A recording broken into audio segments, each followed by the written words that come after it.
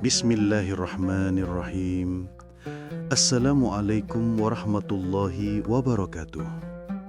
Segala puji hanya milik Allah Subhanahu wa Ta'ala, Tuhan semesta alam yang telah mempertemukan kita kembali di channel ini dalam keadaan sehat, penuh nikmat iman, dan tetap berada dalam lindungannya. Salawat serta salam semoga senantiasa tercurah kepada junjungan kita, Nabi besar Muhammad sallallahu alaihi wasallam, kepada keluarga beliau, para sahabat beliau, dan kepada seluruh umatnya yang istiqomah mengikuti sunnah hingga akhir zaman. Allahumma sholli ala Sayyidina Muhammad wa ala ali Sayyidina Muhammad. Sebelum kita melangkah lebih jauh, izinkan saya mengajak seluruh sahabat beriman untuk menekan tombol like, memberikan komentar terbaiknya, dan jangan lupa subscribe bagi yang belum, agar sahabat tidak ketinggalan video-video kajian penuh hikmah yang insya Allah akan selalu kita hadirkan setiap harinya. Semoga dukungan sahabat semua menjadi amal jariah yang terus mengalir dan mendapatkan balasan terbaik dari Allah Subhanahu wa Ta'ala. Sahabat beriman yang dirahmati Allah, pada kesempatan yang penuh keberkahan ini, kita akan membahas sebuah topik yang sangat penting, sangat sensitif, dan sangat dibutuhkan oleh umat di zaman sekarang, yaitu tentang bahaya zina dan berbagai bentuknya dalam pandangan syariat. Topik ini bukan hanya pantas untuk dibicarakan, tetapi wajib dipahami oleh setiap muslim, baik laki-laki maupun perempuan, muda ataupun tua, karena fitnah perzinaan semakin terbuka lebar, semakin mudah diakses, dan semakin sering dianggap hal biasa oleh sebagian manusia. Padahal Allah Subhanahu wa Ta'ala sudah mengingatkan dengan tegas dalam firman-Nya, "Wala taqrabuz zina, innahu kana fahisyatan wa sa'a sabila." Dan janganlah kamu mendekati zina, sesungguhnya zina itu adalah perbuatan yang keji dan suatu jalan yang sangat buruk. QS Al-Isra ayat 32. Ayat ini bukan hanya melarang kita dari zina, tetapi melarang kita untuk mendekati zina. Artinya, segala sesuatu yang bisa menjadi jalan, bisa menjadi pembuka, bisa menjadi pemancing bagi seseorang untuk terjerumus dalam zina, semuanya dilarang. Betapa sayang dan sayangnya Allah kepada hamba-hambanya, sehingga Allah menutup segala celah yang dapat merusak kehormatan manusia. Karena itulah pembahasan ini menjadi sangat penting agar kita bisa membentengi diri, keluarga, dan generasi kita dari fitnah perzinaan yang begitu dahsyat. Zina dalam pandangan syariat bukanlah sekedar hubungan antara laki-laki dan perempuan tanpa ikatan pernikahan yang sah. Zina memiliki cakupan yang jauh lebih luas daripada itu. Ada zina yang dilakukan oleh mereka yang sudah menikah, ada yang dilakukan oleh mereka yang belum menikah, dan ada pula zina yang terjadi tanpa adanya sentuhan fisik sama sekali, tetapi hanya melalui pandangan, pendengaran, ucapan, atau gerakan anggota tubuh lainnya. Banyak orang tidak menyadari bahwa dirinya sudah terjatuh dalam salah satu bentuk zina ini karena ketidaktahuan atau karena meremehkan perkara-perkara kecil yang sebenarnya termasuk pintu menuju kemaksiatan besar. Sahabat beriman yang dimuliakan Allah, saat ini kita hidup di zaman di mana batasan-batasan agama semakin kabur. Pergaulan bebas dianggap biasa, hubungan tanpa ikatan dinormalisasi, dan akses terhadap konten-konten yang mengarah kepada dosa amat sangat mudah didapatkan. Seakan-akan dunia ini telah berubah menjadi tempat yang mempersilahkan setiap manusia untuk menuruti hawa nafsunya tanpa rasa takut, tanpa rasa malu, dan tanpa rasa bersalah. Disinilah pentingnya kita memahami apa saja bentuk zina menurut syariat agar kita tidak tergelincir dalam dosa besar yang bisa menghancurkan kehidupan dunia dan akhirat seseorang. Dalam video ini, kita akan membahas 3 macam zina yang paling dibenci oleh Allah Subhanahu wa Ta'ala. Kita akan mempelajari bagaimana bentuknya, siapa pelakunya, dan apa saja konsekuensinya di dunia maupun di akhirat. Pembahasan ini tidak hanya akan menambah ilmu, tetapi juga menjadi pengingat bagi diri kita agar tetap menjaga kehormatan diri dan keluarga dari perbuatan yang merusak. Namun sebelum kita masuk ke pembahasan inti, saya ingin mengajak sahabat semua untuk menenangkan hati, menguatkan niat, dan membuka diri untuk menerima nasihat sepenuhnya. Karena sesungguhnya nasihat itu tidak akan masuk kecuali kepada hati yang bersih dan siap untuk menerima kebenaran. Semoga kita termasuk hamba-hamba yang lembut hatinya, yang ketika dinasehati segera tersentuh, segera sadar, dan segera kembali kepada Allah Subhanahu wa Ta'ala. Insya Allah pada bagian berikutnya, kita akan mulai membahas dari awal apa yang dimaksud dengan zina muhzan, siapa saja yang termasuk pelakunya, dan mengapa dosa ini begitu berat di sisi Allah Subhanahu wa Ta'ala. Pastikan sahabat tetap menyimak video ini sampai akhir, karena semua penjelasan akan saling berkaitan dan membentuk pemahaman yang utuh. Sampai di sini terlebih dahulu bagian pembuka ini, kita akan lanjutkan pada pembahasan berikutnya yang akan membawa kita semakin memahami betapa pentingnya menjaga kehormatan diri dari fitnah zaman yang semakin menggila ini. Silahkan tulis di komentar jika sahabat siap melanjutkan pembahasan pada bagian berikutnya.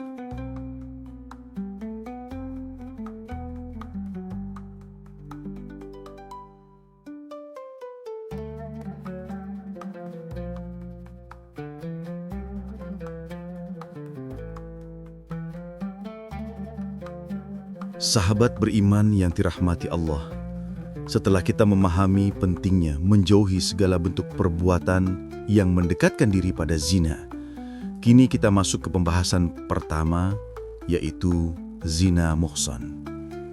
Istilah ini mungkin terdengar asing bagi sebagian orang, namun sesungguhnya ia memiliki kedudukan hukum yang sangat besar dalam syariat.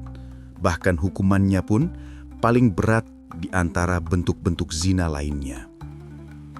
Zina muhsan adalah zina yang dilakukan oleh seseorang yang sudah menikah atau pernah menikah, baik ia masih terikat tali pernikahan maupun sudah berstatus duda atau janda. Artinya, orang yang pernah merasakan kehidupan rumah tangga, pernah memiliki pasangan yang halal, namun tetap terjerumus dalam hubungan dengan orang yang bukan mahram, termasuk dalam kategori ini. Zina muhsan pada hakikatnya adalah bentuk pengkhianatan, bukan hanya kepada pasangan hidup yang telah dipercaya untuk menjaga kesetiaan, tetapi juga pengkhianatan kepada Allah Subhanahu wa Ta'ala yang telah memberikan jalan halal untuk menyalurkan kebutuhan biologis dan kasih sayang. Ketika seseorang yang sudah memiliki pasangan sah masih memilih untuk berhubungan dengan orang lain, berarti hatinya telah mengikuti hawa nafsu lebih besar daripada ketaatannya kepada Allah. Inilah yang menjadikan zina muhsan termasuk dosa besar yang hukumannya sangat berat. Sahabat beriman, rumah tangga itu adalah amanah dari Allah. Allah memberikan pasangan agar keduanya saling menjaga, saling mendukung dan saling menguatkan. Ketika amanah itu dilanggar, maka kerusakan yang ditimbulkan tidak hanya menyentuh pribadi pelakunya, tetapi juga keluarganya, anak-anaknya, dan masyarakat di sekitarnya. Betapa banyak rumah tangga hancur, betapa banyak anak menjadi korban, betapa banyak permusuhan terjadi, hanya karena seseorang tidak mampu menjaga kehormatan dan hawa nafsunya. Inilah salah satu alasan mengapa zina muhsan memiliki konsekuensi yang sangat berat dalam syariat, karena dampaknya menyebar lebih luas dibanding zina yang dilakukan oleh orang yang belum menikah. Dalam Islam, kehormatan seseorang dijaga dengan sangat serius. Seseorang yang sudah menikah berarti telah memahami aturan, telah merasakan kehidupan halal, dan seharusnya telah mampu membedakan mana yang baik dan mana yang buruk. Ketika ia masih terjerumus dalam zina, maka hal itu menunjukkan bahwa penyakit dalam hatinya jauh lebih berat. Oleh itu Allah menetapkan hukuman rajam sebagai pembersihan terakhir bagi pelaku zina muhsan, agar dosa tersebut tidak terbawa sampai akhirat. Betapa berat hukuman tersebut, namun ia sebanding dengan besarnya dosa dan kerusakan yang ditimbulkan oleh perbuatan ini. Namun sahabatku, tujuan kita membahas ini bukan untuk menakut-nakuti, melainkan untuk menyadari betapa besar nikmat yang Allah berikan ketika kita diberi peluang untuk menjaga diri. Tidak semua orang mampu menjaga amanah dirinya sendiri. Tidak semua orang mampu menundukkan pandangan, menjaga hati dan memelihara kesetiaan. Butuh iman yang kuat, butuh ketakwaan yang mendalam, dan butuh rasa takut kepada Allah yang selalu hadir dalam hati. Karena itu, kita perlu sering mengingatkan diri sendiri bahwa syariat bukan untuk membatasi, melainkan untuk melindungi. Sahabat beriman, pada zaman dahulu hanyalah orang-orang tertentu yang dapat terjerumus dalam zina karena aksesnya yang terbatas. Namun di zaman kita hari ini, pintu menuju maksiat terbuka sangat lebar. Teknologi, media sosial, dan berbagai bentuk komunikasi membuka celah besar bagi seseorang untuk tergelincir dalam hubungan yang tidak halal. Perselingkuhan tidak hanya terjadi melalui pertemuan fisik, tetapi bisa berawal dari pesan singkat, obrolan ringan, atau sekadar saling menatap lama di media sosial. Inilah yang membuat zina muhsan menjadi semakin rawan bahkan tanpa disadari oleh pelakunya. Ketika seorang suami atau istri mulai merasa nyaman berbicara dengan lawan jenis lain, ketika ia mulai menceritakan masalah rumah tangganya kepada orang yang bukan pasangan, di saat itulah pintu fitnah mulai terbuka. Hati yang awalnya bersih perlahan terkontaminasi, lalu muncul harapan, perhatian, dan pada akhirnya keinginan. Inilah bahaya zina muhsan di era modern, karena ia tidak selalu dimulai dengan perbuatan fisik, melainkan dari hati yang lalai dan pandangan yang tidak terjaga. Sahabat beriman, menjaga diri dari zina muhsan bukan hanya soal menjauhi perbuatan fisik, tetapi menjauhi segala bentuk pintu pembukanya. Menjaga pandangan, menjaga hati, menjaga jarak, menjaga pembicaraan, dan menjaga kehormatan keluarga adalah kewajiban yang diperintahkan oleh Allah. Ketika seseorang mengingat bahwa setiap langkahnya diawasi oleh malaikat, setiap rahasianya diketahui oleh Allah, dan setiap dosa sekecil apapun akan dimintai pertanggungjawabannya, maka ia akan lebih mudah menahan diri dan lebih kuat melawan godaan yang datang. Setelah memahami besarnya dosa zina muhsan, pada bagian berikutnya kita akan membahas zina ghairu muhsan, yaitu zina yang dilakukan oleh mereka yang belum menikah. Walaupun hukumnya berbeda, tetapi dosa ini tetap besar dan tetap merusak kehormatan. Sahabat beriman yang dirahmati Allah, setelah kita memahami tentang zina muhsan, beserta beratnya dosa perbuatan tersebut bagi mereka yang sudah pernah menikah, kini kita beralih kepada pembahasan zina ghairu muhsan. Zina jenis ini dilakukan oleh seseorang yang belum pernah menikah atau belum terikat hubungan sah secara syariat. Meskipun hukuman dan konsekuensinya berbeda dari zina muhsan, namun dosa dan kehancuran yang ditimbulkannya tetaplah besar dalam pandangan Allah Subhanahu wa Ta'ala. Zina ghairu muhsan adalah bentuk pelanggaran kehormatan bagi seseorang yang belum memasuki kehidupan rumah tangga. Meskipun orang itu belum memiliki pasangan resmi, bukan berarti ia bebas menjalani hubungan seenaknya tanpa batas. Inilah yang seringkali salah dipahami oleh sebagian orang yang mengira bahwa selama mereka belum menikah, pergaulan bebas tidak menimbulkan masalah. Padahal, justru pada masa muda inilah Allah memerintahkan untuk menjaga diri dan menahan syahwat, agar kelak ketika sudah menikah dapat membangun keluarga yang penuh berkah. Sahabat beriman, banyak anak muda yang terjebak dalam pergaulan bebas bukan karena buruknya akhlak mereka, tetapi karena lemahnya penjagaan diri dan kurangnya ilmu agama. Mereka memulai hubungan hanya karena saling menyukai, lalu berpacaran, kemudian saling memberi perhatian dan waktu, hingga akhirnya terbuka pintu-pintu zina. Di awal semuanya terlihat indah, namun pada akhirnya justru menimbulkan penyesalan, mengurangi keberkahan hidup, merusak masa depan, bahkan menghancurkan martabat diri sendiri. Ketika hawa nafsu lebih menguasai daripada akal dan iman, maka jalan gelap akan terasa seperti cahaya, dan kemaksiatan akan tampak seperti kebahagiaan. Jika kita perhatikan zaman ini, lingkungan modern sangat memudahkan seseorang untuk jatuh dalam zina ghairu muhsan. Konten-konten di media sosial, film, musik, hingga gaya hidup pergaulan yang tidak lagi mengenal batas syariat. Semuanya membuka peluang besar bagi seseorang untuk kehilangan kendali.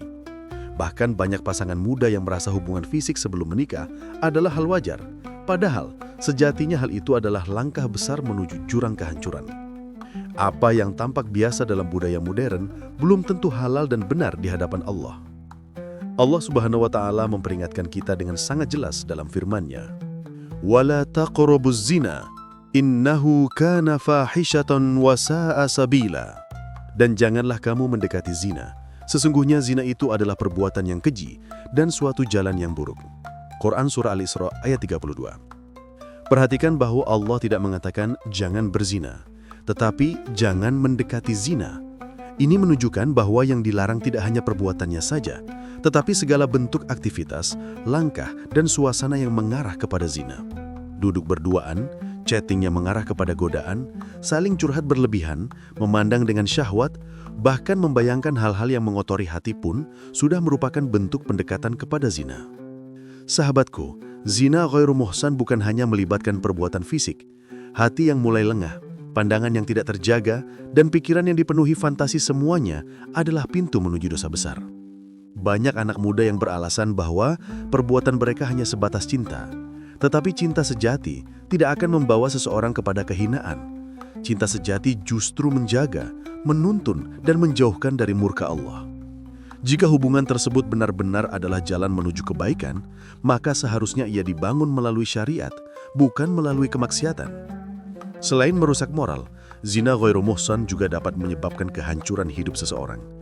Banyak kisah nyata yang memperlihatkan bagaimana seseorang kehilangan kehormatan, masa depannya hancur, hubungan keluarga retak, dan dirinya penuh penyesalan hanya karena mengikuti hawa nafsu sesaat. Ketika pelakunya kemudian menyadari kesalahannya, seringkali sudah terlambat untuk memperbaiki banyak hal yang telah rusak.